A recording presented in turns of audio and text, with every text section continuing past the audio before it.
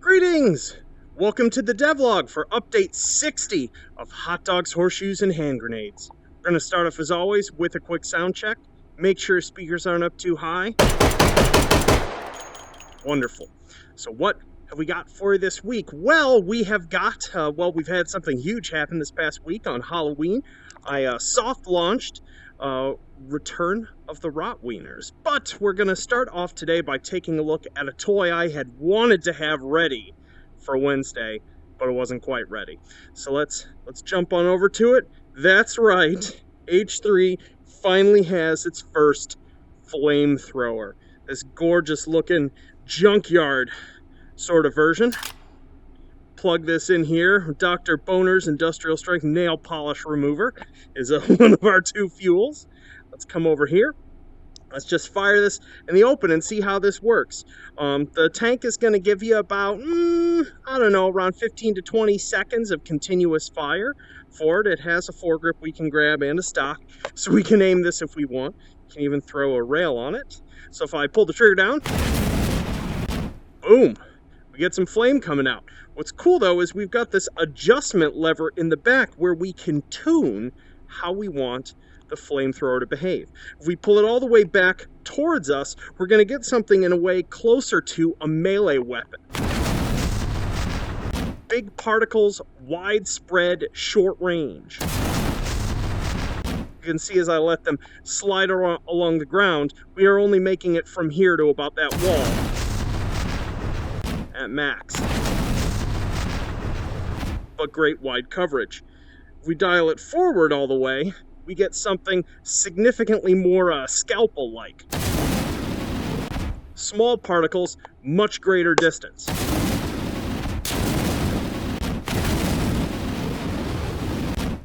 Which is great both, as I said, for engaging targets at about 2 to 3 times the range, but also if you're trying to be a little precise with your flamethrower usage and not set allies on fire, that's how you do it.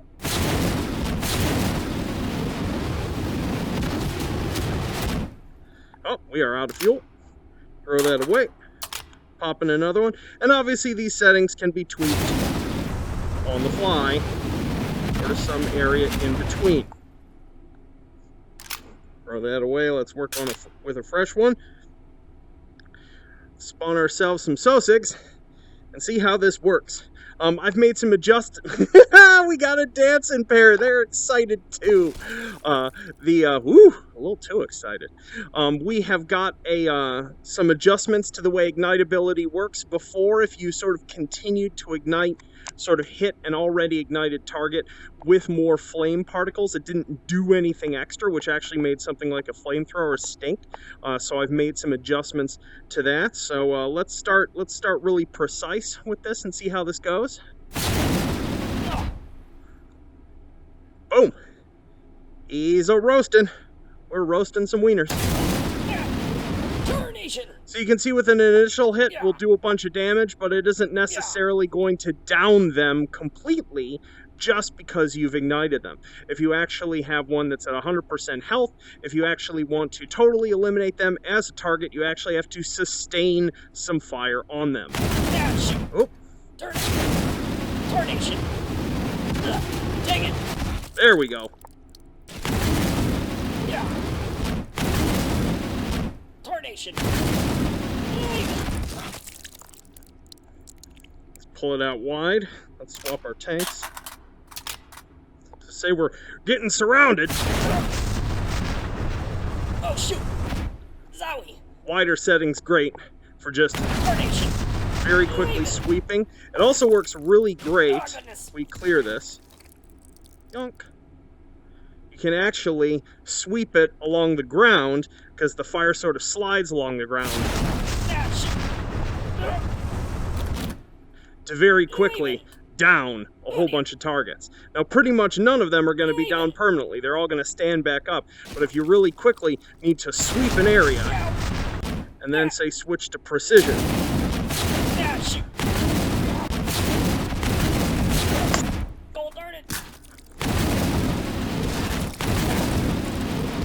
you can do so.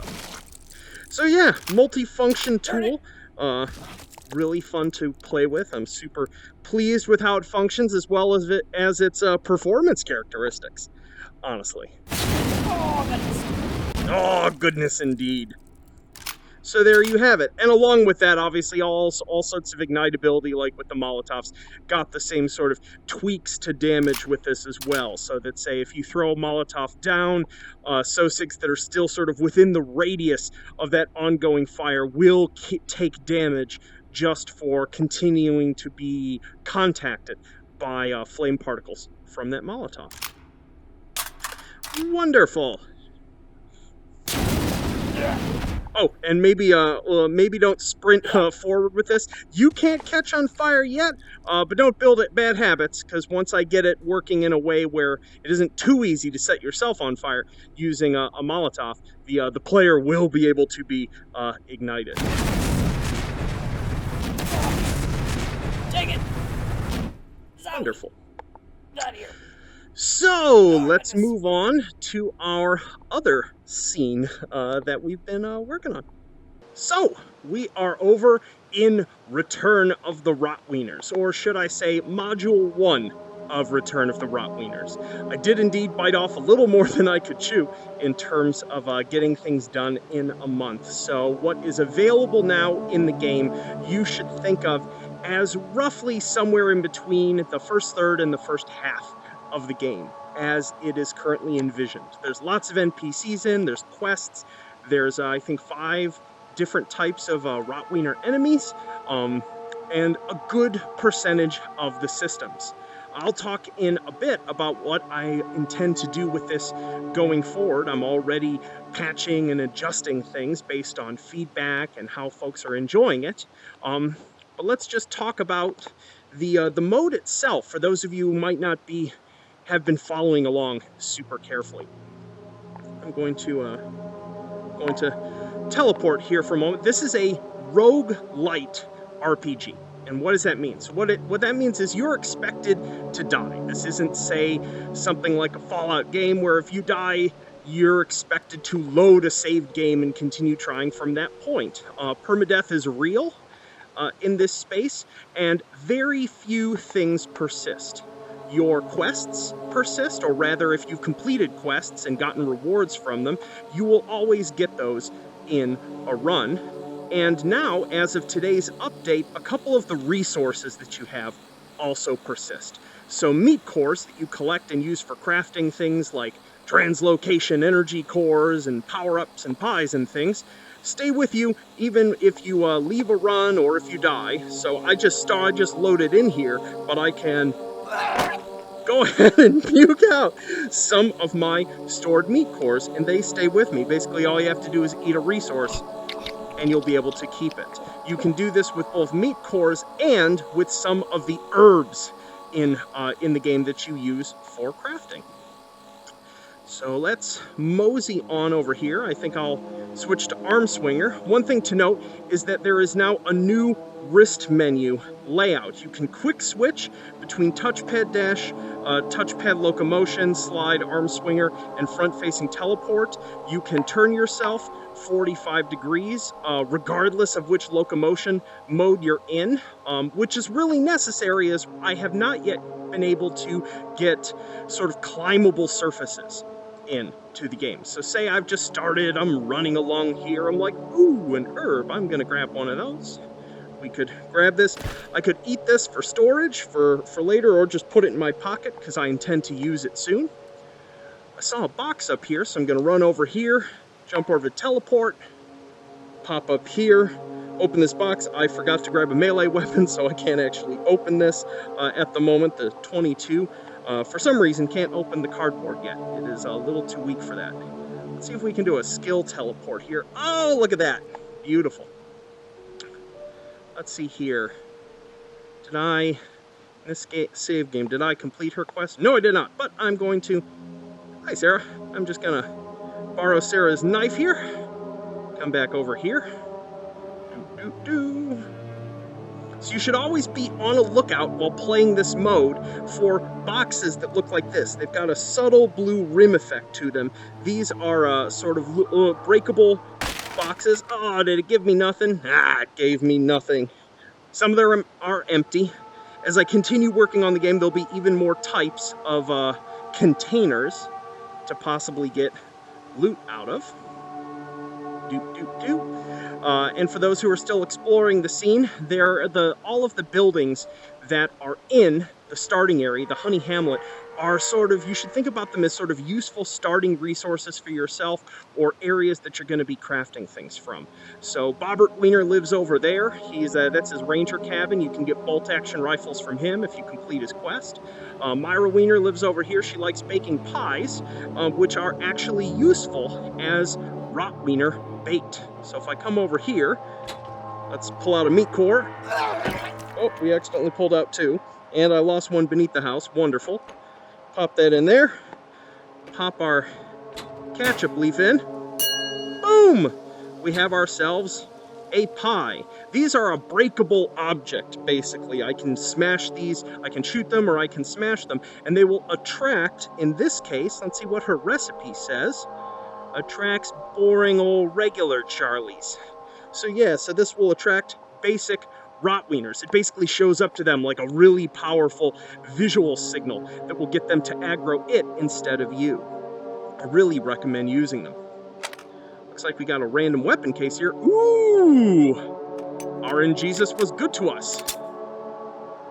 Have ourselves a Glock 17. Let's put that there. All right, well, let's head out. Let's use our pie so that we can see that. You can see here that the teleportation system now uses energy. You can't basically just light speed move across the game world, as that would, well, render most melee combatants trivial to deal with. You can still make short jumps really rapidly if you need to, adjust. But for long shots, it's best to actually hold. You're technically moving fastest this way, even if it doesn't feel like it. So I'm also going to talk about a couple things that have changed since Wednesday for those of you who've been playing it since launch. For one, ranged is far more viable now. It's no longer the case that if you're spamming off a pistol, a million Rot Wieners are going to spawn from that. Instead, there's a chance that occurs every 5 to 8 seconds. So if you rapidly dump a mag, you're going to attract ones that are nearby who hear it, who are already spawned, and 1 or 2 more extra might show up, but you're not going to get mobbed the same way. Oh, this one doesn't have a weapon, it seems. Where'd he go? Woo! That one went flying.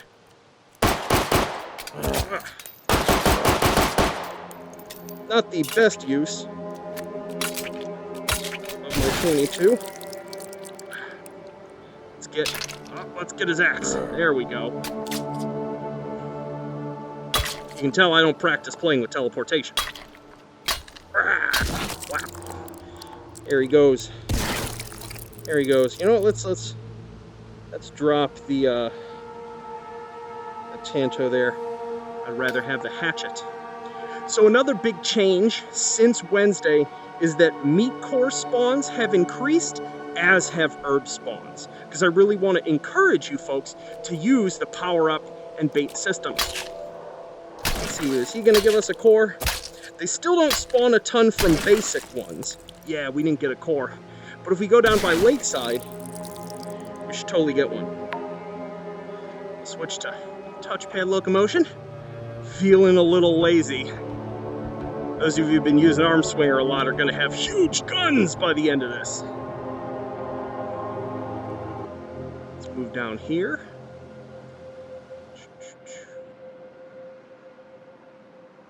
Let's go take on a special one. Ooh, was that a plant? Oh, I thought it was. Guess it wasn't. But yeah, as I said, keep a lookout for herbs. We got someone who's about to lose his head over here. Whack! Oh. Give me a meat core. No meat cores.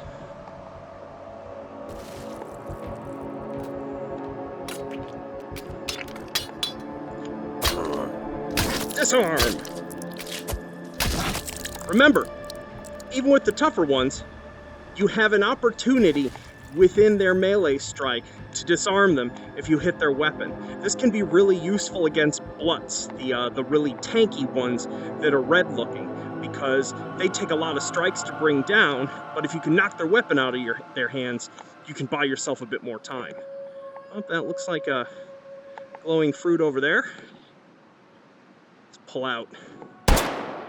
Oops. Here we go. Let's do this. Let's do this. Oh.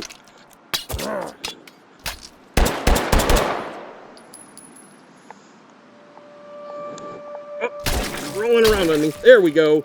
Meat core. Plum. Eat that up.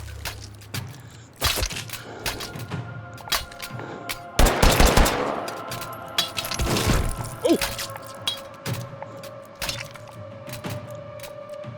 Always check behind you.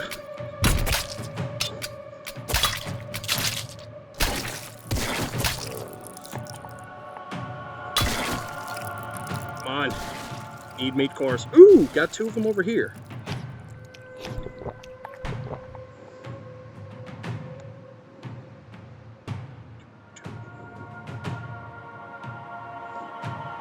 Come on, buddy.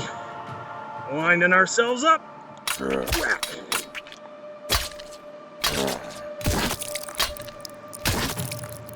No meat cores. Let's come on over here. Get ourselves this plant. Oh, you can see me stay under the water. Just hidden from them if you're swimming beneath it. Beautiful. This is a mustard willow. Cool. Ooh. Got a loot box over here. Ooh. Extra mag. Very useful.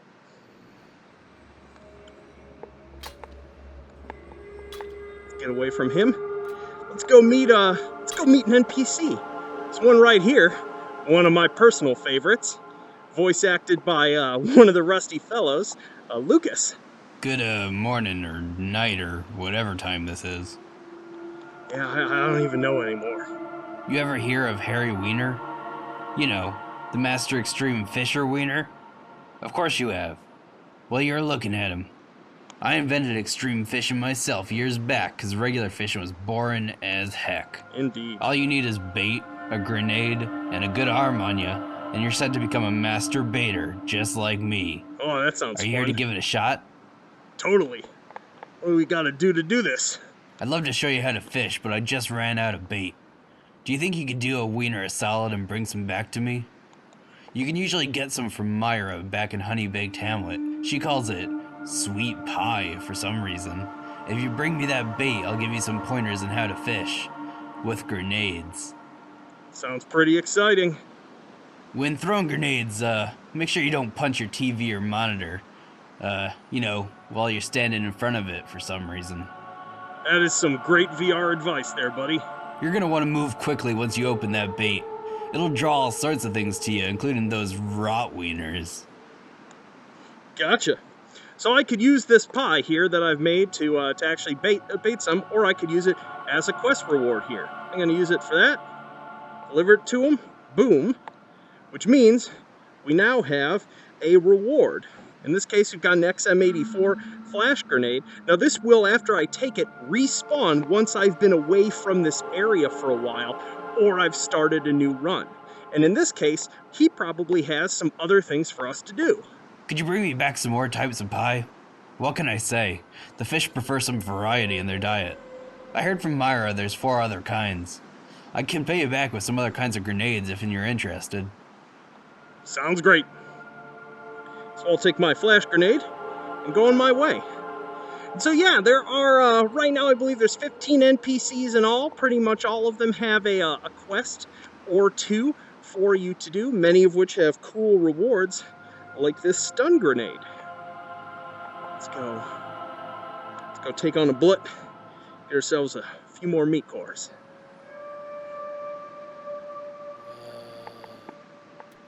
Remember, taking their heads off doesn't actually kill them, so with the blut,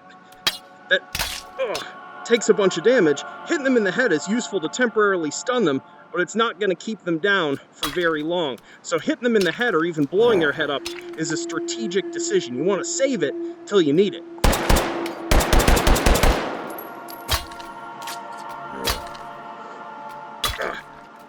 They take so much damage. Oh, on ammo. Oh, more coming.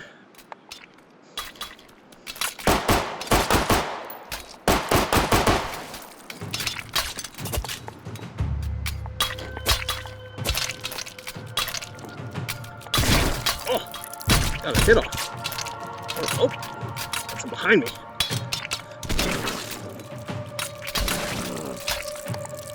Best to hit and run with them too. Ooh, fast ones.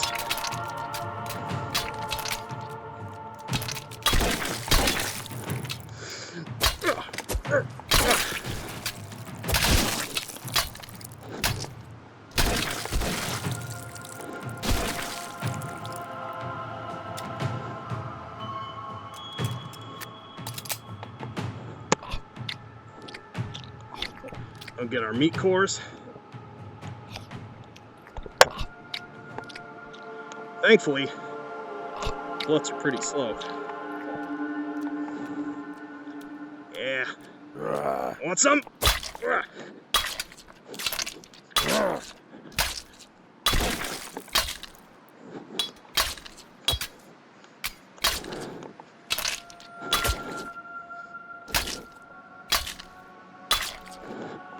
Oh, man.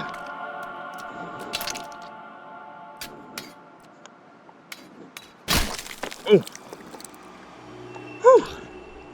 Well, I have properly exhausted myself showing this off. So let's go ahead and jump out of VR and talk about what is coming in the future, both to H3 in general and this mode.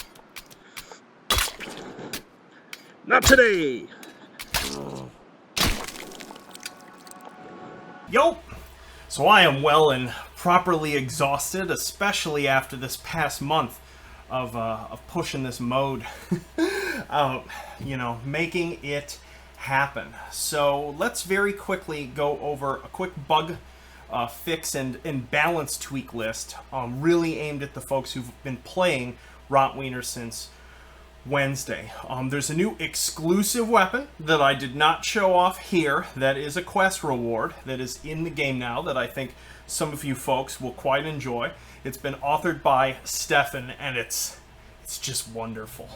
But I'm not going to show it off here because I want it to be a surprise for people who find it in the game first. As I mentioned, Rot Wieners sort of spawning due to Sonic events has been rebuilt.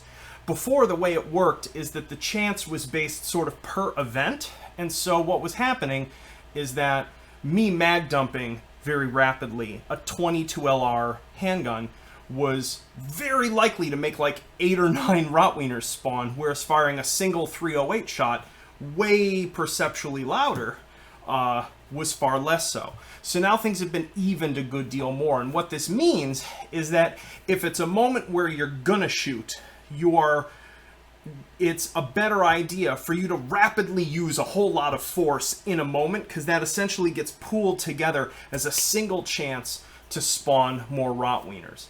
In addition, there's some soft limiting, so that like if the number that are active around you are at 40 to 50% of the population cap or higher, more won't spawn from Sonic events. So this is to make using ranged attacks more viable while still having them have some result over the fact that you're being loud. Yeah, as I said, meat core and herbs spawns are up across the board. I really want folks the way to think about the usage of power-ups and bait as part of your kit is to think about them in terms of like an RPG character archetype. If you're going highly into bait, you're using crowd control spells in a way. You're laying out a pine, you're hitting it with a melee weapon or shooting it to release the bait, and for 30 seconds, any Rot Wiener of the type that bait attracts will be aggroed to that cloud instead of you. Similarly with the power-ups, those should be thought about as potions, especially because the sort of the default 5 come out of combining 2 of each of the same colored herb, you know, ketchup leaf, mustard willow, prickly pickle, etc. But there's some other special power-ups, which I haven't even seen people using much of yet, that do some other fun and useful and wild things. So I encourage you to experiment with them. Just be careful, because a few of those herb combinations are a little unstable, you should say. Make sure you keep the lighter fluid away from the grill. And let's see what else. As I said, meat cores and herbs persist between runs now, so you can totally just gobble them up, and then if you just go down in a run and you want to start off being like, you know, in this run I'm going to make myself, you know, a health power up to take with me, that'll now be much easier. Cool. What else? Fixed just a whole bunch of... I won't go through all the fixes per se, but they'll be in the changelog because a couple of them are a little spoilery. But I fixed pretty much all of the most common bugs in terms of save game stuff and functionality. There's a few extant ones I have not yet dealt with, but they'll be dealt with over the next week. I've been a little low energy the past 2 days. Cool, so now that those are in, there's 2 things that I wanted to talk about. The first one is sort of where is this mode going and how do I envision it sort of evolving and expanding over time. I and the folks that I worked with on this have actually already made a lot of content for essentially part 2 of this mode. It just isn't fully implemented in game. There's 5 more voiced NPCs that you haven't met yet, even if you've been playing this through. There's a bunch of areas that I haven't filled out or unlocked yet.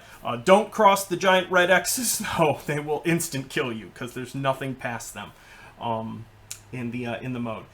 So my original plan had been to sort of race out a part 2 in the like 2 weeks following release of this, but A, I'm just way too exhausted after that, and 2, seeing how much folks seem to be enjoying this mode, I think it deserves a little more polish and iteration. And so what I'm going to be doing is releasing a series of modules for it, and at each module essentially a new area will be unlocked, another NPC or 2 will be added and enabled, and some quests for existing NPCs will be expanded or added to, and I'll just keep iterating it forward towards something that is more balanced. I'll tell you one thing that is going to go in the next module that I didn't have time for yet, is right now a number of people complain that there's way too much travel time in the Honey Hamlet in a situation where you're not even going to be at danger. I completely agree, and so we're going to add in essentially a little quick port system to allow you to jump between those buildings really rapidly. It's just not in yet. I need to get like a prop and some sequencing stuff in.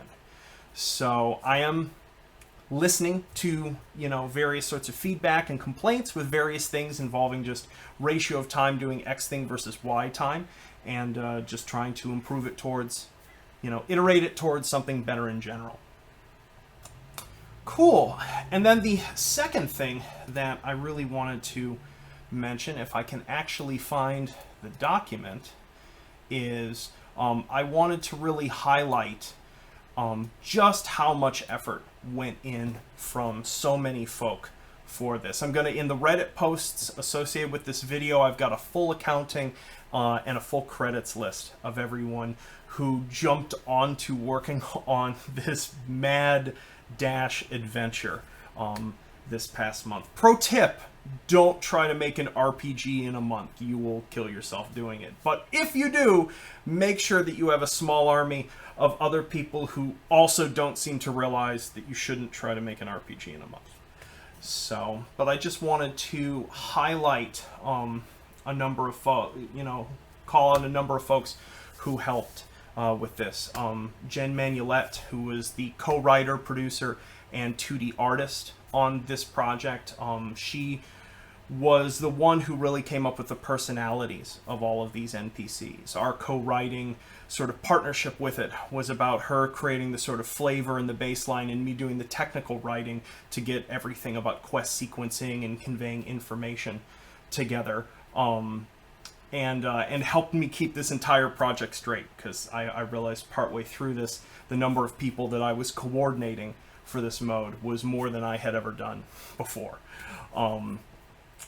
Joe Cataldo, who is the composer and the sound designer on this, who managed to accomplish just a preposterous amount of music given the amount of time, especially for it being so dynamic and reactive to the game. You haven't even heard some of the best tracks yet because they're in areas I haven't unlocked. They're fantastic. But Joe's been there with me and directing the voiceover stuff, which I sort of, when the project began, I had sort of said to him, like, oh, there's gonna be, like 15 NPCs, and they're each gonna have like 8 to 10 lines of dialogue, and that became 21 NPCs with like 20 some lines of dialogue each over the course of the month. And he reacted admirably to that scope creep. And this is by far the largest sort of voice production I've ever tried to put together. And it just came out perfectly. Ben Gummer, one of the 3D mercenaries that I've been working on for a bit now, did the Sosigs, and all the Sosa guns that you've already seen, as well as all of the wild mountain meat outfits that have gone on, as well as probably a couple of the most bizarre props I'm sure any 3D artist has been asked to do. Everything from an ICBM to a gold-plated saint's bone. So that's a pretty special range, and he just took it all in stride throughout the entire thing. So Stefan Engdahl, I hope I'm pronouncing his last name right, who also stepped in probably about like 2.5 to 3 weeks into this, when I all of a sudden realized that I had a far longer list of things to get done than I had time to. And the volume of stuff that he was able to get done for this, all of the strange machines that you encounter, like the Reload-O-Matic and such, are his work. And his ability to take really coarse blockouts and work wonders with them is deeply appreciated. Oh, let's see who else. Patrick Sutton, sound designer. He didn't do a ton of super specific stuff for this mode, but I haven't had the opportunity yet to really call out his effort in regards to this, and really being responsible for why H3 sounds good now. He started, I think, probably over a year ago, trying to convince me that there was something we could do about the game's audio, about environment reactive reverberation for the various firearms. We now finally have some impact sounds in that we're slowly adding to, and it's, if you're wondering at any given moment when you're hearing brass hit things and it sounds so there, that's Patrick's work, and I can't thank him enough. Kiefer Moore, Myron on our Discord, who stepped in as one of my alpha testers for this mode and went so far above and beyond the Call of Duty in doing that. Absolutely floored me. Pages and pages of notes. The fact that this launched with as few bugs as it did is entirely because of him. The degree and thoroughness that he tested things was just absolutely breathtaking. Yeah, I don't know. This would have been a rolling mess of bugs without him and that process. And thanks as well to my other alpha testers. But none of y'all laid quite a Bible of things on me as Kiefer did. Oh my goodness. And then lastly, the amazing voice cast for this entire mode. We had, I think it's 15 total voice actors. Myself, Arthur Brisset, Aaron Lewis Davidson, Mark DeStefano, Melissa DeStefano, Randy Heron, Joe Cataldo, Cord Lambrecht, Jen Manulet, Jenny Miller, Julia Miller, Lucas Miller, Luke Noonan, Halen Nun, Heidi Sulsdorf-Liskevich, and Landon Wilson. Thank you all for being willing to embody the strangest 6-foot-tall sentient hot dogs imaginable for this mode. It has just, yeah, this mode has been sort of like full-blown. This was dream project within a dream project. I had always wanted to take a run at doing something RPG-ish, and had never had the resources or the technical understanding, or the human power to pull it off. And while this is still small in scope compared to the average RPG you might play, it's the closest thing to that I've ever gotten to make, and I've learned so much from the process and really gained a new appreciation for everything in that genre, even the bad ones, even the broken ones, in truly understanding what it takes to make a game like that and why we get so few of them relative to other genres, especially ones with a large cast. It's been humbling, actually, encountering just how that scopes up. I feel like I understand every RPG I've ever played more from doing this, and love them all more as a result. So yeah, so there ends my blabbing. I know this devlog has run a little longer, but I wanted to make sure to really call out and give massive props and thanks to all of the people who worked on this with me and helped hold me together through. This has been the most intense crunch of a month of my entire career, and time probably making things on a computer.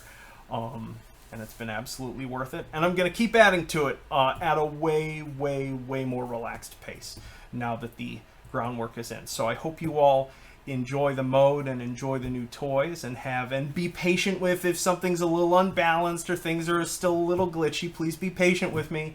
This is the most complicated scene I've ever made in Unity, and I'm just desperately trying to hold it together. So yeah, but I hope you all enjoy it. And yeah, have a wonderful weekend, and don't eat too many meat cores in one place. Peace.